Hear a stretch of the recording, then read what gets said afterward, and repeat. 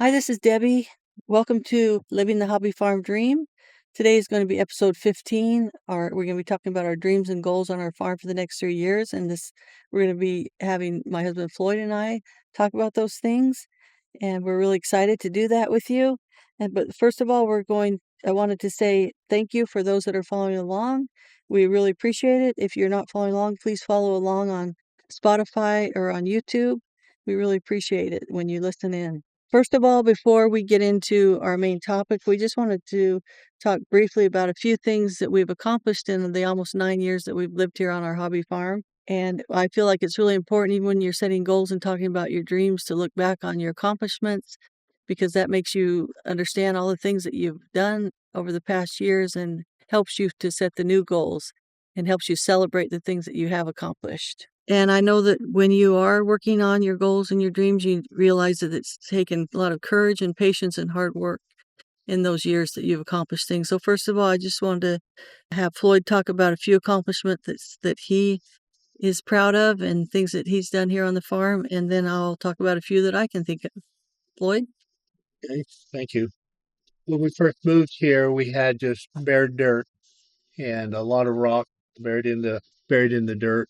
And so the first thing that we really did was level out the property and section it off into areas that we wanted to turn into grass pastures for the animals that we were bringing in and also for a riding area.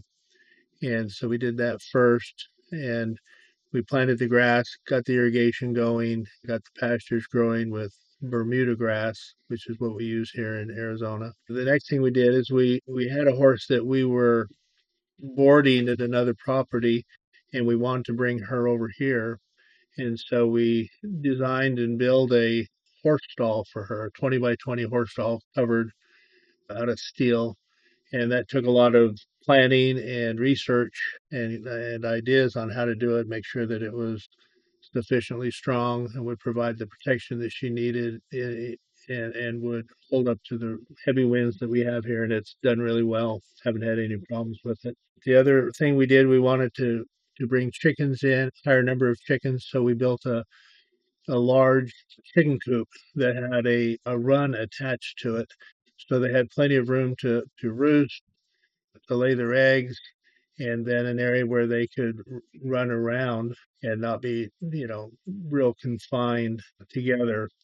And then we ended up doing with that, we also added a tunnel run that let them out into the pastures. We decided that we want them to free range all over the property, eat the bugs, eat the grass, and that was really a cool idea that we were able to do that, add them to the pastures, but they still have the cool shaded run and coop for protection when we needed it. We also over the over the years we raised a few batches of meat chickens and had those processed, and we did a batch of meat turkeys. I think we talked about that in prior episodes, but that was interesting, very good learning experience for us. So after we got the pastures and the structures together, we did bring our horse over, and she really enjoyed being here. We've enjoyed having her here because we can put her out on the pastures during the day and put her back in her stall at night. And it's a lot of fun to have her here, see her out. When you look out the windows, you're out there grazing, and also allowed my wife to have more opportunities to ride her more frequently because she's just right there. You just saddle her up and ride her. Okay, Floyd, those are some great things that we've accomplished here. I think that we can really be proud of. A few things that I've thought of were growing a large garden. That was our goal when we first came here, was trying to grow many new things. We've done some very interesting things in our garden. We've done things like loofahs, birdhouse gourds, butternut squash, pumpkins, and that's something that I never thought that we'd be able to grow, but we have a little more space here, and so we were able to do those. And that's been exciting to be able to do the garden. It's become a sanctuary place for not only us, but for our family and friends to come see. Not only can we grow a lot of food, but we do flowers and we do fruit trees and things in there that make it a beautiful place to visit. And there's a total different feeling in that area of our yard. And we're really excited and happy about the accomplishment of doing that. Another one of our goals and dreams that we had was to be able to teach about gardening classes in our community, and we've been able to do that, accomplish that goal. We've been able to teach at our local church and in the community for those around where we live. We've had classes where we've had them come to actually to our garden, taught them the things that we've learned in our gardening experience over our lifetime, and that's been a great dream that's come true for us. Something else that we've been able to add out here that we're really proud of is the baby doll sheep, and that's something that we looked into and researched what would be a good type of sheep to have on a small hobby farm like this, and we found that these are the best kind of sheep for having people over, for having young children and homeschooled children over, because they're very gentle, easy to approach. They are easily trainable to get them to do things. They have good temperaments, and they're pretty hardy sheep. So we're grateful for that accomplishment that we've had. Now, all those things being said, we want to move now into our dreams or goals for the coming 3 years. And first of all, we're working right now on a garden shed out in our garden area. And Floyd began it a few months ago, and he's working on getting it finished before the fall. And Floyd, can you basically tell us a little bit about the gardening shed? And I know we want to have a place to grow seedlings in the garden and a place to store some gardening supplies and tools, but can you tell us kind of basically what's left on the garden shed before it'll be finished? Yes, so we've got the walls up, the framing up, and we've got the roof started. We still need to put down the metal roof on the top, and then the roof will be done. We need to frame in the windows. We bought some antique windows and an antique door that we want to use in the shed. So we need to frame those areas in next, get those set in, and then we'll put on our siding and trim it off, trim everything, paint everything, and then it will be finished. On the outside, we also want to do some work on the inside, including building some benches and shelves, which we will plan as once it gets finished, lay it out the way that Debbie would like it laid out for the for using it for as a potting shed and store our gardening supplies and equipment. Yeah, so I'm also hoping to be able to dry some herbs and flowers in there and hang from the ceiling. It'll be a place where I can put my baskets and things to gather some of the things that we're growing in the garden. And so I think it'll be great to have it close out where we actually grow the garden so that we can use it and to rinse off the vegetables and the things that we get out of the garden before we bring them in the house. And it'll be a peaceful place where we can get some things done in the cooler times of the year. So we're looking forward to really having that. The second goal that we're trying to work on is to set up a water capturing system. And Floyd, I'm going to turn that over to you with some of your ideas of how you're going to do that. We don't get a lot of rain here, but when we do get rain, it comes down a lot of times in huge amounts, and we would like to be able to capture that rain off Ruby's stall and off the chicken coop and now off the shed and catch that rain into big barrels, and then we want to plumb it so we can use it to water the garden. The rainwater is good for the garden. And also in emergency situations, we could use that rainwater to water our animals if we needed it. So we bought some books and done some research on how to set it up to make it the most efficient and also keep it cleaner, keep the water cleaner for use. The third dream or goal that we have is we'd like to bring some new types of fowl possibly to our property. We've considered two. We've considered quail and geese. And I'm going to talk just a little bit about geese, the type that we've thought about bringing here. And then Floyd will talk about the quail. And the geese that I've looked into are the Sebastopol type of geese, and they have a little bit fluffy feathers on the ends of them. They're white geese, and I've read about them, and they're very gentle and friendly with the people that come onto your property. They're not as aggressive as some other types of geese. And in order to bring them here, they are a little bit expensive. So you would have to, save your money if you want to try these kind because they're a little bit expensive, maybe a little bit harder to find. But they are supposed to be really, really good type of geese to have on a hobby farm. They in order to bring them here, we would have to have some kind of structure for them. The structure here, they say that you would want something that is well ventilated because we have warm temperatures here, but also protects them from predators and also maybe from really bad conditions like weather conditions.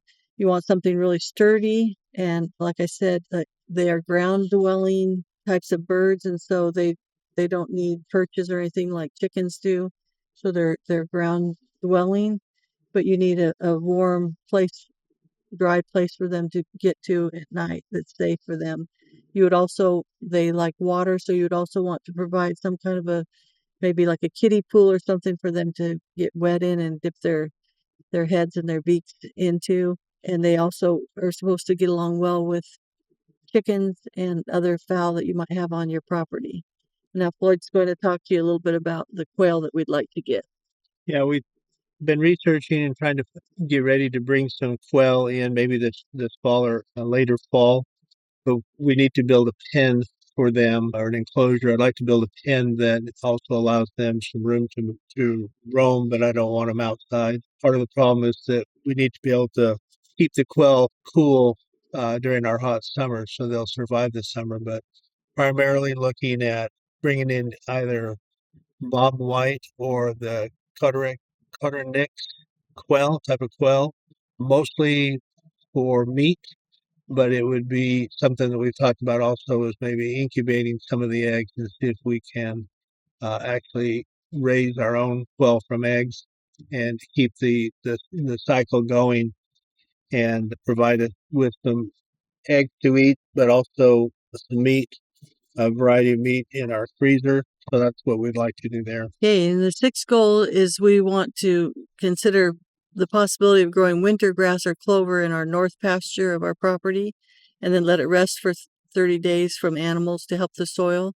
And there are some companies that sell things like horse pasture seeding, and you put in your zip code and it's according to your area. For our area, they've suggested Southern Horse Pasture Mix, which has a combination of clover and fescue as well as Bermuda and winter rye mix in it. And we'd like to possibly try that this coming fall so that we can see if we can get our pasture healthier. We're hoping that maybe our horse and our sheep can eat all throughout the year as we rotate through it.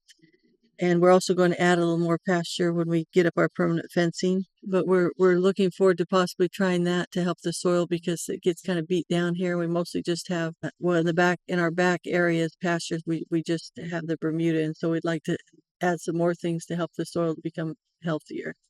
Then our seventh goal is we've thought of adding a beef cow on our property. And that we know that would be a big major thing for us here since we've never really raised beef cows before. But what would you think that it would take to do that, Floyd? First, we would need to finish putting in the permanent fencing. The temporary fencing that we have now, I don't think would do a good job of holding a beef cow. We also would need to put in a shade, permanent shade where the cow could get out of the hot sun during the summer. That's something that we don't have built right now is a permanent shade structure. We would also, like Debbie mentioned a minute ago, we wanted to add some more grass pasture to what we already have, which would allow us to have more grass for the animals, including this beef cow that we bring in. And so adding the stall, finishing the permanent fencing would allow us to, I think, get the beef cow into the property. And is there a certain type of beef cow you're thinking of, or? Talked to people and done some research. We know that there's a Dexter steer that a lot of people have around here, and they're a little smaller and a little bit easier to manage.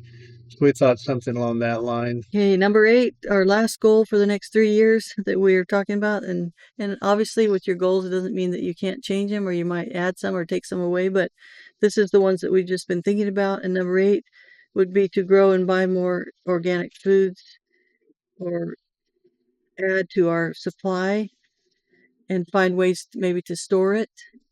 And we have been doing a lot of storing and preserving things. Something that we really enjoyed preserving from our garden was green beans, tomatoes, and then this year we did some really good pickles. The pickles, we didn't hardly get any cucumbers this year. Our cucumbers didn't do well, so we ended up buying those from our local store. They turned out really good, and so sometimes that's what happens when they don't grow in your garden, but we'd like to get where we grow more produce and in our garden, and we're able to preserve that through drying or through canning or freezing. Also, another thing we'd like to check more into is maybe getting some more grains and some more organic foods into our diet so that we're eating healthier and we feel healthier and better as we're getting older. We want to eat more from the garden, more healthy food. We also are checking into some more bulk and natural foods like at places like Azure Standard. That's a family run company. We have some places out here where we live where you can pick up your order. We're checking into that. And also there's Thrive. There's other places that deliver actually to your home that provide healthier choices. And we also live in an area that we have stores that are healthy health food stores that sell organic food. So that's something a goal that we've had that for a long time that we want to eat healthier. So those are our goals that we've set for ourselves. And we just want to thank you, Floyd, for doing this interview or this talk about our goals and our dreams. I appreciate you helping me out with that. You're welcome. Good to go over these goals. I think it really helps you to kind of stay focused on what you want to accomplish on your little farm is to talk about it periodically together with your spouse or with your family so that you can all be on the same page and be looking forward to accomplishing things. Thank you again for following us on Spotify and on YouTube. It really helps, and we really appreciate any of you that are listening and getting something out of these. We enjoy doing them, and we enjoy sharing the things that we've learned on our farm. And we'll see you next time when we do our next episode, which will be episode 16. See you in a few weeks.